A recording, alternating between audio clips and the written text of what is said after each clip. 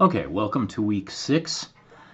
I am obviously late getting this posted, and I apologize. I'll be blunt. I had a devil of a time figuring out what to say about modeling, since it would be easy to spend an entire semester talking about nothing but modeling, and to some degree it's just one component of what we're trying to do in this course, which is developing an understanding of a data set or more than one data set and getting a good feeling for the data set and how to create interesting questions about what's going on with the data set.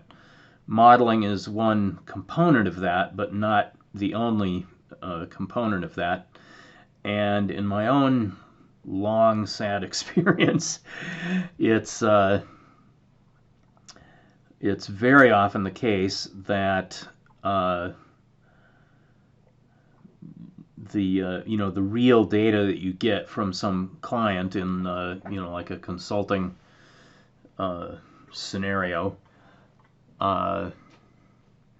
the real difficulty is just understanding what in the heck is going on with the data, cleaning it, organizing it, getting an understanding about what the fields actually mean and whether the fields that are unique really are unique and things of this kind. And then once you fight your way through all of that stuff, then choosing a model and running a model typically is pretty straightforward. Then it's just somewhat surprising if your model turns up statistically significant results. All right, well, so that's my bitter and cynical view on things, I guess. I mean, in a nutshell, if you're doing things like physics or chemistry, where you're dealing with vast numbers of mindless little components, then statistics works astonishingly well. And when you get into biology and diseases and things like that, statistics also works pretty well most of the time. And when you get into things like logistics and economics and finance and psychology, things tend to not work tremendously well.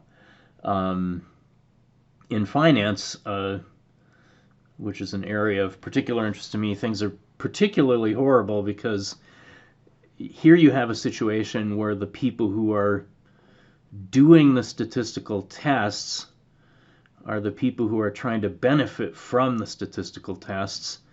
So in effect, you have this population of people who are watching themselves trying to gain an edge on what everybody is doing based on statistical analyses that, for the most part, everybody else is running. Anyway, okay, so the textbook does an astonishingly good job of describing modeling at the right kind of level for what we're trying to do in here. And so I really heartily recommend that you take a look at the modeling section in the textbook. I think it's chapters. Well, let me pause for a moment. Yeah, chapters 22, 23, 24. And if you go through that, you'll have a very good idea about approaches that you can take with the data that you're working with. Hopefully, the data that you're working with, which you've downloaded from some website, is in a little better condition than a lot of the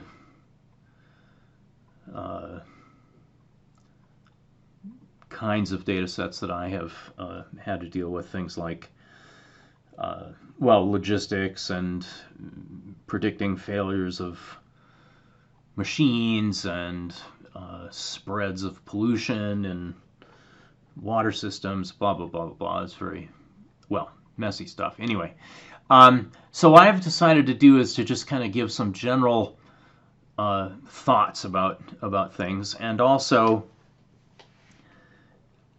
in the book, in the first of the 3 chapters about modeling, they do a really delightful,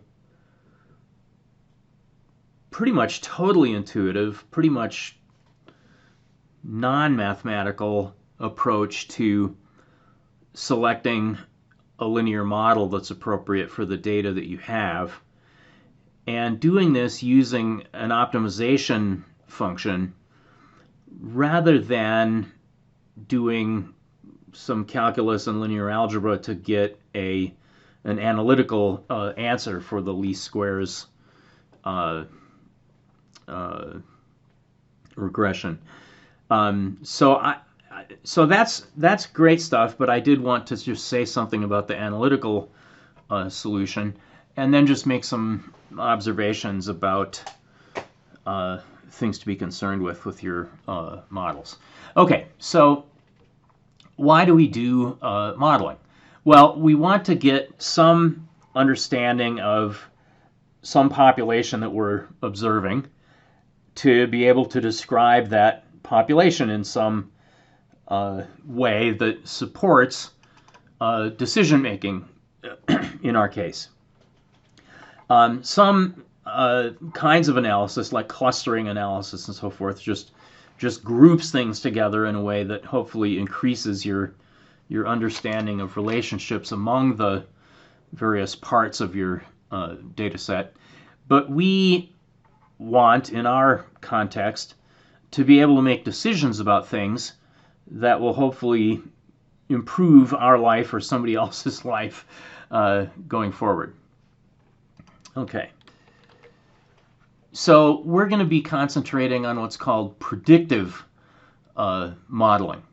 And in predictive modeling, each of the observations that we have in our data set has got some outcome variable, or also sometimes called some label variable.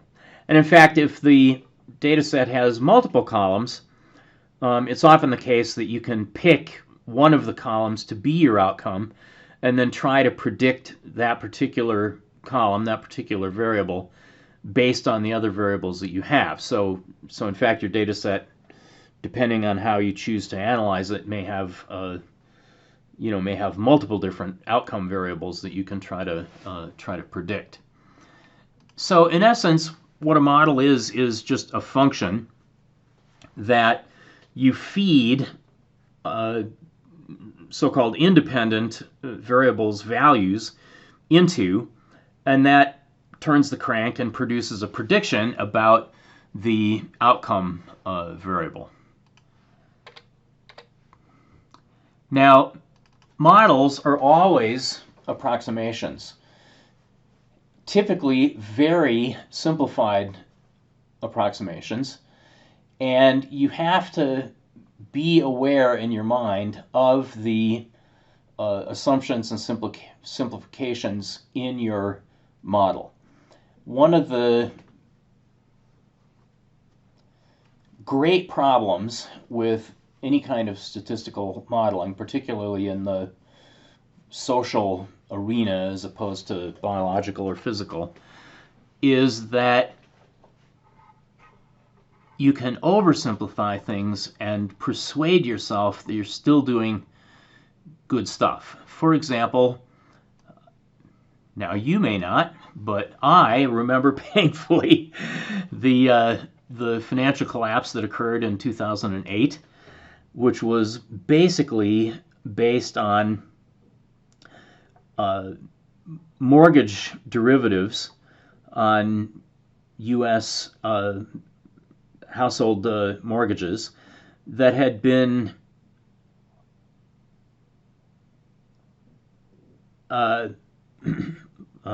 designated or predicted to be of much lower risk than they actually were. Pretty much everybody believed at that time that real estate prices could not go down except for locally. That it would be possible for one or two or three cities to have a local real estate collapse, but that this just wasn't in the cards on a national basis.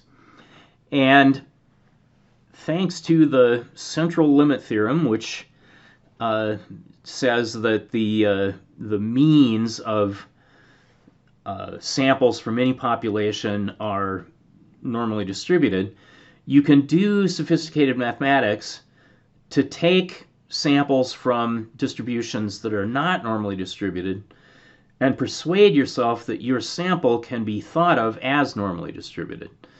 Now, if you push this to an extreme and base prices of derivatives on this kind of analysis, the upshot is that what you're claiming is normally distributed is actually got a much wider, much thicker tails than a normal distribution has. And the derivatives that you're pricing at a certain assumed risk actually have much higher risk in them. And this is what happened starting in 2007 and then really collapsing by 2008, was that subprime mortgages started failing left and right and up and down and sideways. And there were countries that nearly went broke as a result of having invested in this United States mortgage debt stuff. So I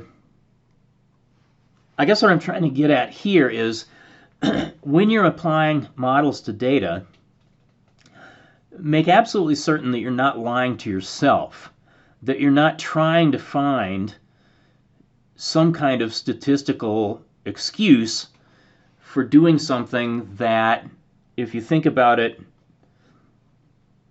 coldly and unemotionally, at the end of the day is just not going to make sense.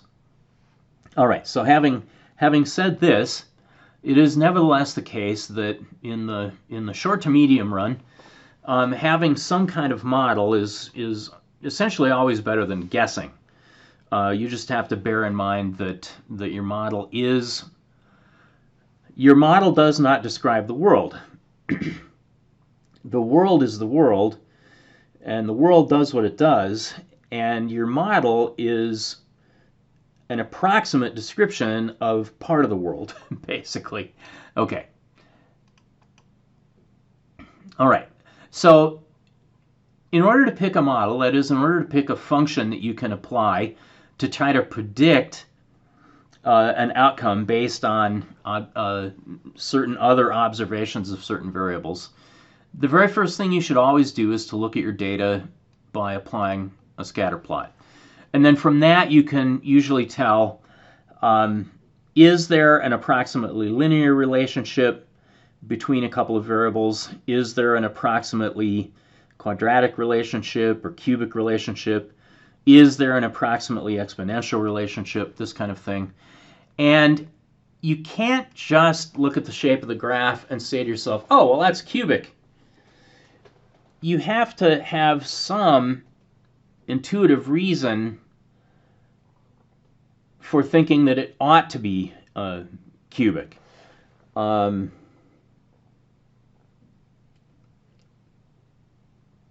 Hopefully. You should not just, you should not just throw up a scatter plot and say, and look at the shape of the scatter plot and say, oh, well, that's cubic.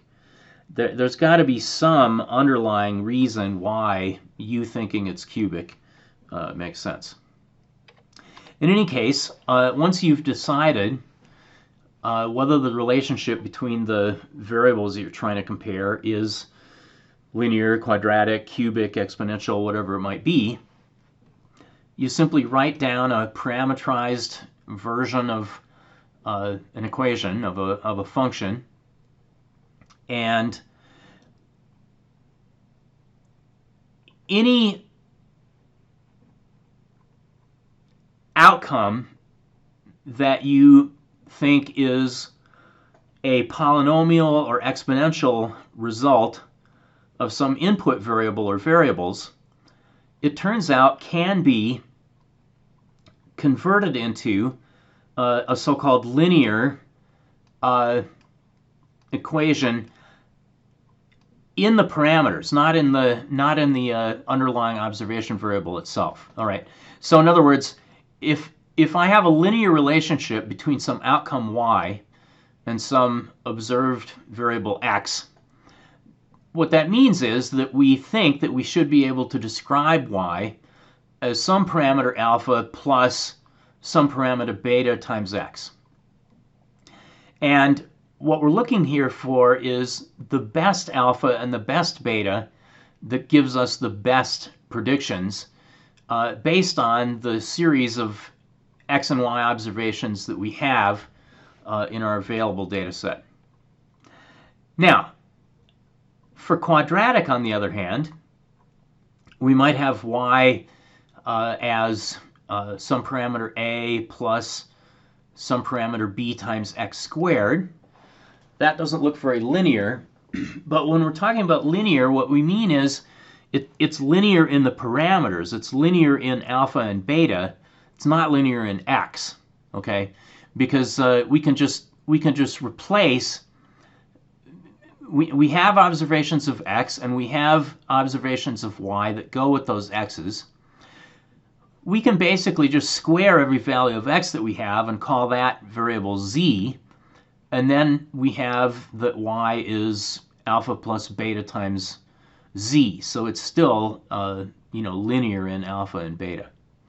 Similarly, if we have an exponential relationship, which is what we would expect to see in things like virus outbreaks, at least until the virus outbreak is brought under control in some way, we would expect to see exponential growth. Or if we're investing in stocks, we certainly hope that the value of our stock increases exponentially over time. By taking the log of both sides, once again, we can turn this into an equation that is linear in the two parameters, alpha prime here and beta. And then we can just use ordinary least squares to figure out what the good values for the parameters are. Okay, and so this is the part that in the textbook they do on a purely intuitive level by just trying a whole bunch of random lines and then picking the best ones from among those random lines and then trying to refine and refine and refine those guesses. Okay. In particular, what we're trying to do here to identify the best parameter values is to minimize the variance between the predicted values and the observed values. And this difference between a predicted value and observed value is what's called a residual. It's the difference between what you actually observe and what you predict that you should have observed. And to get the residual, which we're just calling epsilon sub I for observation I here,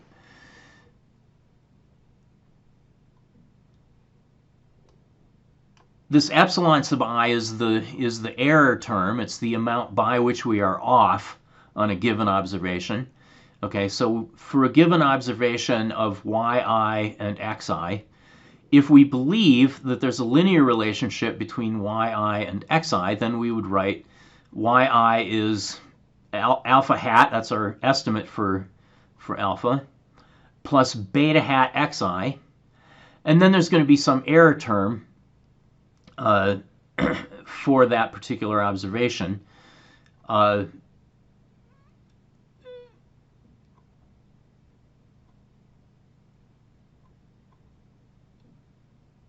From the given estimated parameters alpha hat and beta hat that we choose.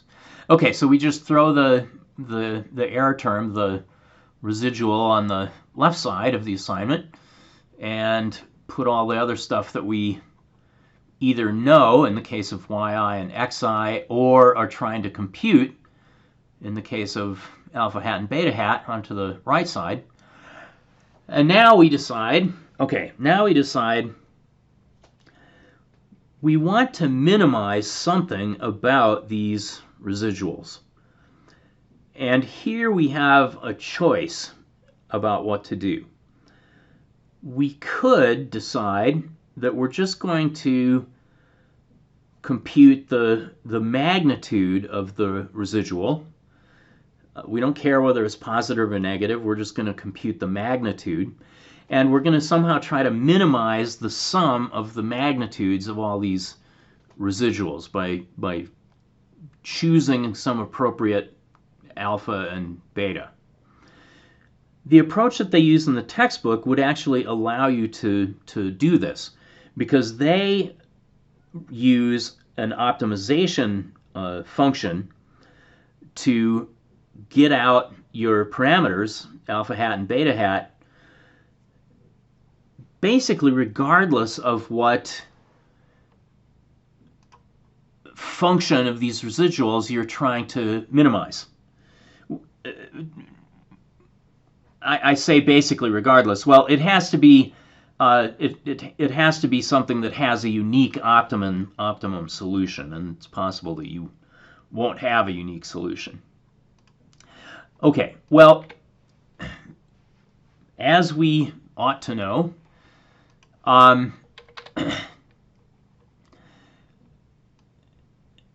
in normal statistics, or in conventional statistics, we define this thing called the variance of some random variable to be the expected value of the difference between the random variable and its mean. Okay, the expected value of x is, you can think of that as just being the mean of x. So x minus the mean squared, the expected value of that thing is how we define the variance. Okay, we could define the variance, the amount by which an observation differs from the mean, in some other way, but like using an absolute value rather than a square. But it turns out if you do use this particular formula for computing the variance, a lot of calculations get to be really easy. It's easy for us to minimize the variance of the residuals just by taking derivatives and doing some linear algebra to get a minimized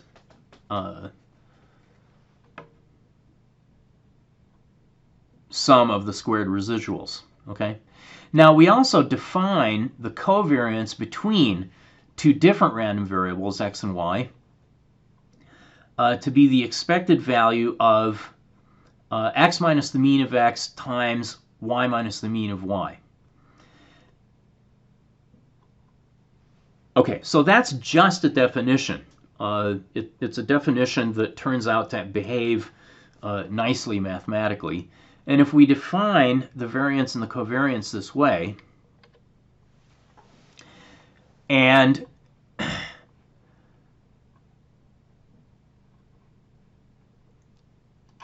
let me back up a minute here. Okay, so we have this equation for what the residual is. We've decided that we're going to square the residual, which means, of course, we're squaring the thing on the right side of this assignment as well. And we're trying to figure out the minimum, the values of alpha hat and beta hat that minimize that sum of the squared residuals. Well, in order to minimize something, we can take the derivative, in this case the partial derivative with respect to alpha hat, and also the partial derivative with respect to beta hat.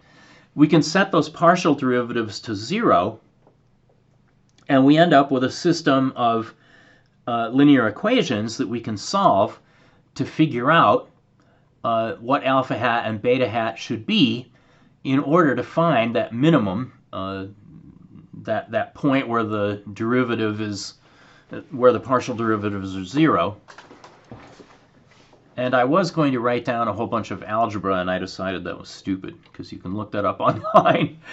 And what we end up with is that beta hat is the covariance of x and y divided by the variance of x. And here we've written out the actual sums used to compute the covariance and the variance based on the actual observations that you have. Now, fortunately, this makes some intuitive sense. The beta hat is our slope, okay? So beta is our slope in our linear equation. Whoops, didn't mean to highlight that. There we go. So beta hat is our slope in our linear equation. And if we think about how a scatter plot is going to look, we've got x on the horizontal axis, and we've got y on the vertical axis. Now, the horizontal axis, we have a certain spread for x. And the variance of x, you'll notice, is in the denominator for this beta hat computation. The variance has the nice property that it can never be negative. The smallest that the variance can be, if every single observation is exactly on the line, the smallest that the variance can be is 0. So the variance, if there's a lot of variance, the variance is going to be large. If there's less variance, the variance is going to be small. And you can see that as the variance decreases, that slope is going to increase.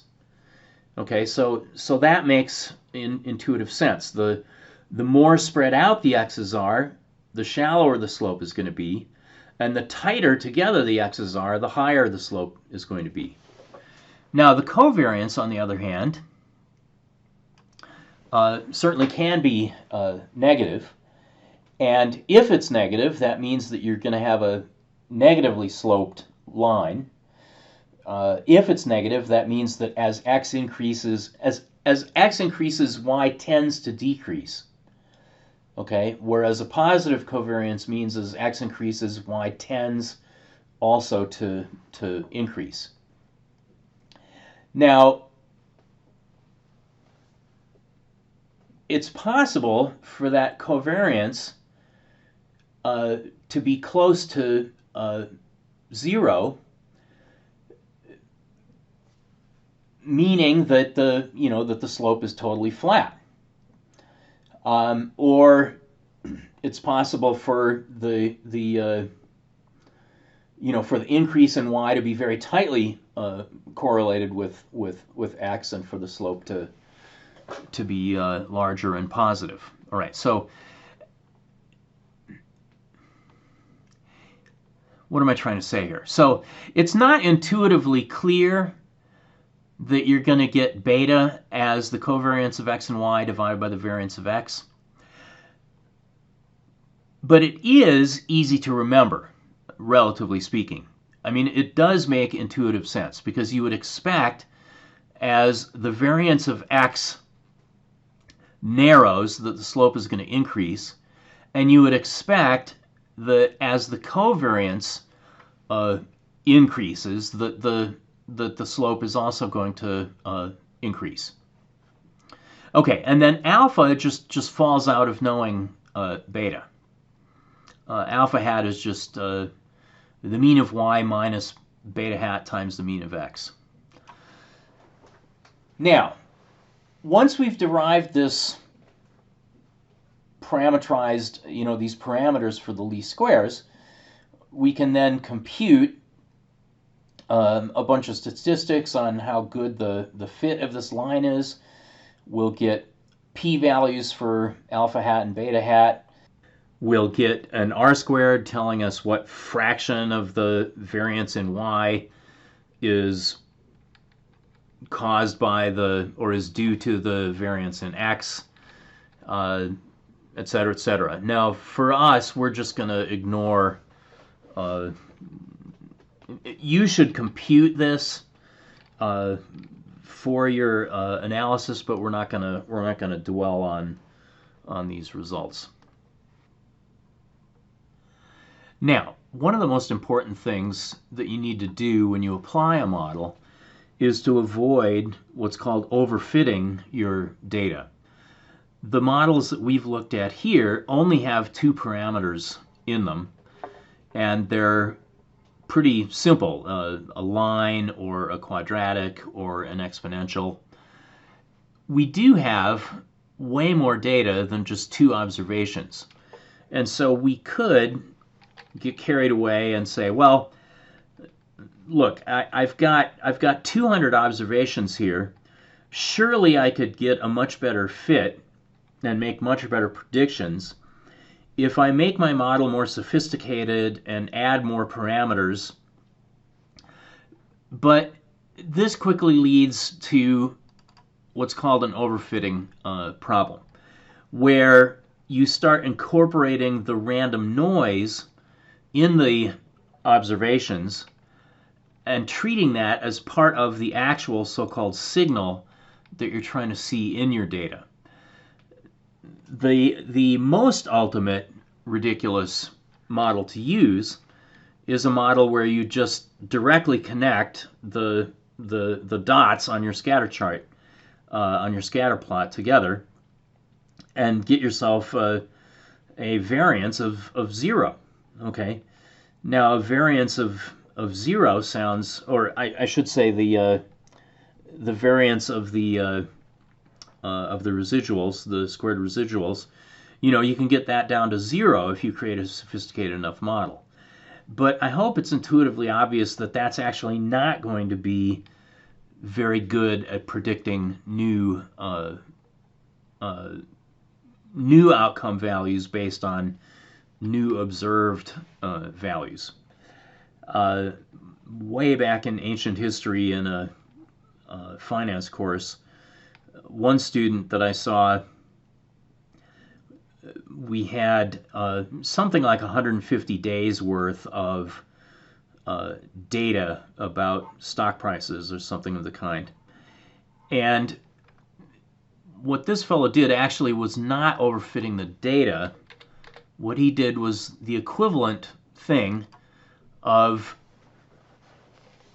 what I call overfitting the model. Okay, so he understood that having over-parameterized models was a bad idea, but he didn't somehow grasp that this meant that having many simple models with a small number of parameters and throwing this huge number of simple models at this set of data was really the same problem with just a different face on it. So we had something like 150 data points, and this fellow generated over 200 simple models and tested the data points using more models than there was data. The problem here is that if you keep trying models purely at random, just by luck, you're going to find a model that really fits that particular data that you have. But that also is going to turn out probably to be a pretty bad model for estimating outcomes based on new observations that you make. Okay, so and apparently this is a problem now in medical research as well, that when people are, for example, developing attempting to develop new drugs, there's a tendency to throw a whole number of tests at these drugs, and if some test pops up as being statistically significant, then getting all excited and saying, "Oh, we really found something here." And there's actually been a push in the medical literature for decreasing from calling something significant with a value with a p-value of 0.05 and dropping it down to a p-value of 0.005, because there's too much of and I'm sure I read this somewhere, but I can't find it, of what I call model shopping, where you just throw model after model after model at a set of data until one of your models accidentally turns out to be a good model for that particular set of data. Okay.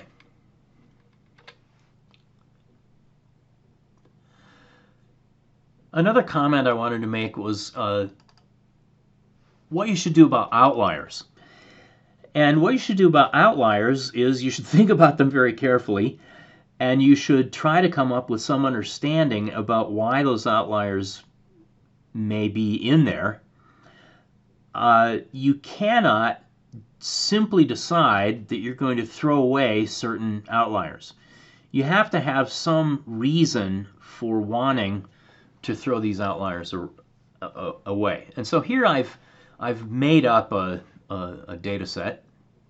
I'm imagining that we have just discovered the mauve-crested billabong bats in some location in Australia, and we dispatch 20 field biologists to this location to get some statistical information, to get some data about these newly found bats. All right, so one of the things that they measure is the adult wingspan in centimeters, and we get back the data from these 20 biologists, and we plot the data, and we see a distribution that looks, well, literally kind of normal right here, but over here there's these weird outliers. And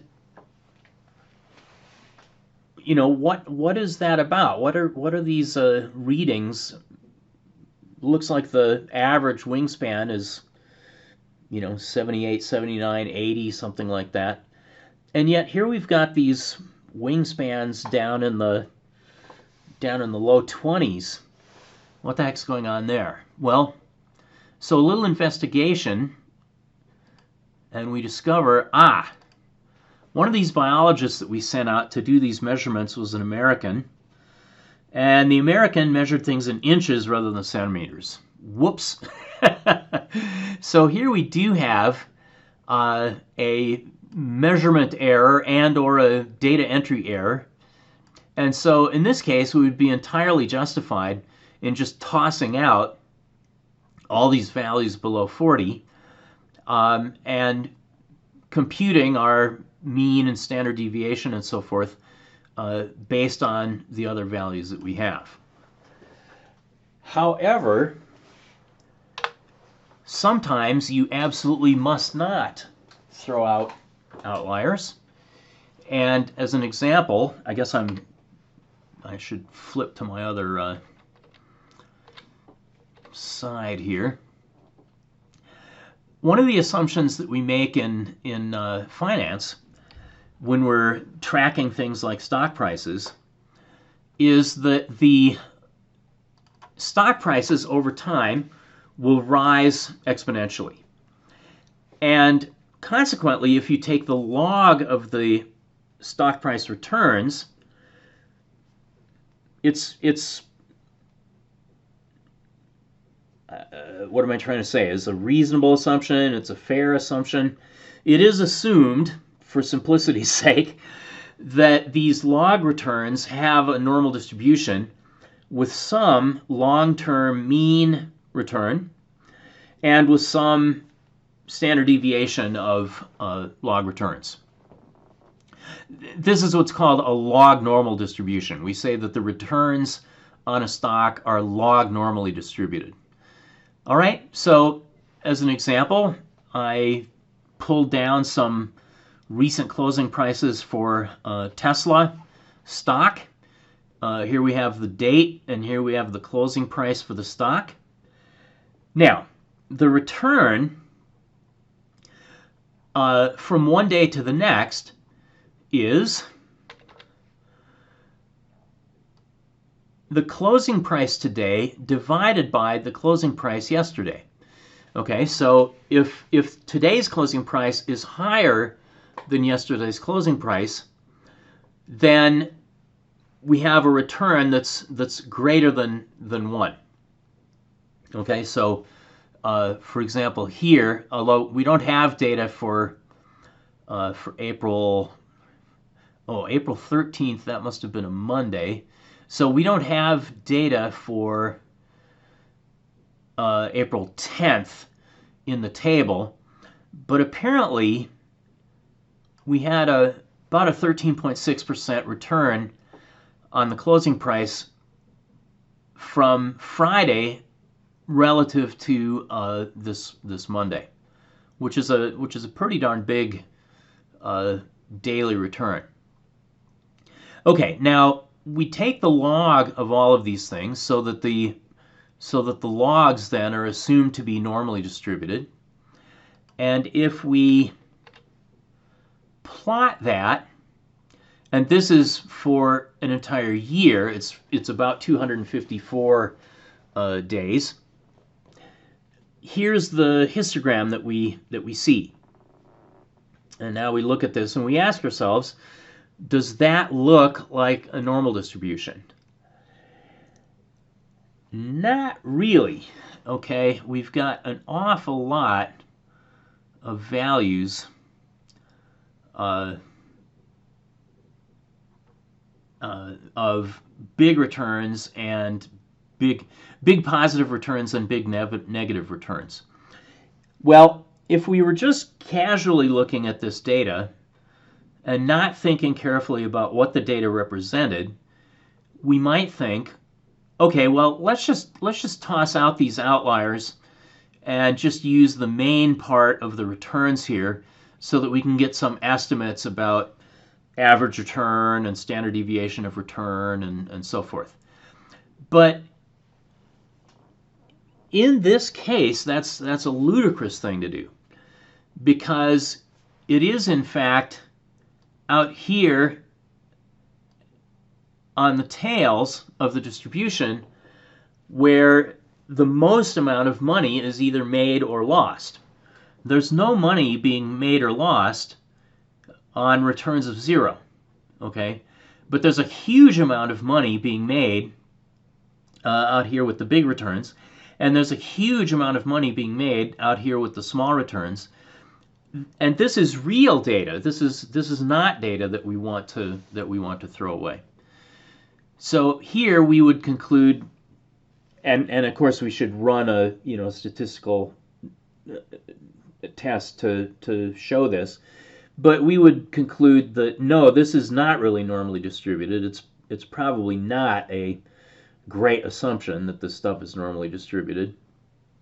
It's messier, fatter tail distribution than normal, and all the nice math that we can do using the assumption that it's normally distributed, well, that nice math is also wrong. Now, I should also point out here, of course, that we've just gone through this vast stock market volatility just over the course of the last month because of COVID-19, and so it's likely that in years that if I had looked at a year's worth of data from January to January instead of from April to April, it's quite likely that the distribution from January of 2019 to January of 2020 would have looked more normal than this does. But again, this is like the stock market equivalent of a volcanic eruption. Doesn't happen very often, but it does have a big impact when it does happen. And finally, here on slide 17, this is a quantile plot also showing that close to 0, okay, things look pretty normal right around 0 returns, but the tails of the distribution are quite a bit thicker than normal. And what that means is that you have a much higher probability than the normal distribution would give you of both making a bunch of money, but also, unfortunately, of losing a bunch of money. Okay, so I just wanted to make these remarks about things to avoid and things to be careful of when you're looking at any data set. And I encourage you, for more details about how to go about applying models using the tidyverse libraries, to do take a look at the relevant chapters in the textbook. I had intended to write a lot more stuff. I kept writing stuff and throwing it away, and I just realized that there wasn't any way that I was going to be able to approach the level of detail and level of specificity of what's shown about the tidyverse in the textbook itself. So I'm just gonna refer you to that for further details. Okay, well, take care. I hope you are all well and safe. I apologize for being slow with this video. Take care.